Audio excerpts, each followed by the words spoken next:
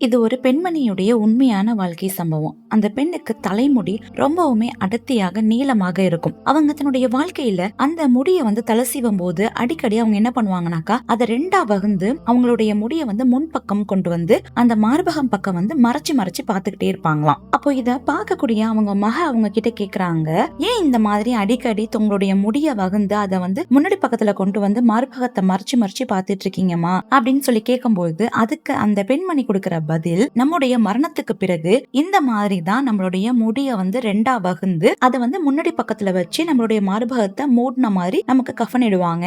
அதனாலதான் என்னுடைய மார்பகத்தை மறைக்கிற அளவுக்கு எனக்கு போதிய முடி இருக்குதான்னு சொல்லிட்டு நான் அடிக்கடி வச்சு வச்சு பாத்துக்கிட்டு இருக்கேம்மா அப்படின்னு சொல்லிட்டு அந்த பெண்மணி பதில் கொடுப்பாங்க. இந்த மாதிரி அவங்களுடைய வாழ்க்கை கடந்து போயிட்டு இருக்க பட்சத்துல திடீர்னு ஒரு நாள் அவங்களுக்கும் அவங்களுடைய குடும்பத்தாருக்கும் ஒரு அதிர்ச்சியான ஒரு செய்தி தெரிய வருது. அதாவது எந்த மரணத்தை நினைத்து தன்னுடைய மார்பகத்தை மூடணும் அப்படின்ட்டு தன்னுடைய முடிய பார்த்து பார்த்து அழகாவும் ஆசையாவும் வளர்த்தாங்களோ அந்த பெண்மணிக்கு ஒரு கொடிய நோயான புற்றுநோய் வருது. அதுவும் எந்த மரணத்தை நினைத்து தன்னுடைய முடியை கொண்டு தன்னுடைய மார்பகத்தை மூடணும்னு நினைச்சாங்களோ அந்த மார்பக பக்கத்துல.